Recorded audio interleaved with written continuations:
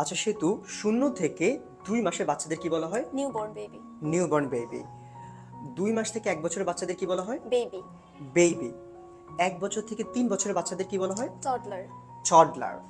3 বছর থেকে 11 বছরের বাচ্চাদের কি বলা হয়? Child or kid.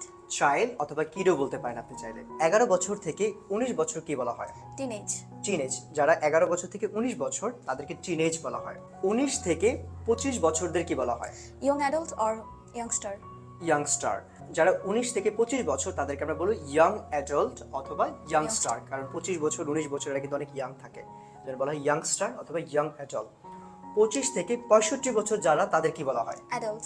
অ্যাডাল্ট বলা হয়। 65 বছরের বেশি যারা যারা একটু বয়স্ক তাদের কি বলা হয়? Senior citizen. Senior citizen. কারণ একটা মানুষ কিন্তু 1 বছর থেকে আস্তে আস্তে করে অনেক বড় হয়ে যায়, তাদেরকে বলা হয় সিনিয়র সিটিজেন। এখন আপনি কোন পজিশনে রয়েছেন বা আপনার বয়স কত সেটা আমাকে কমেন্টে লিখে জানাবেন।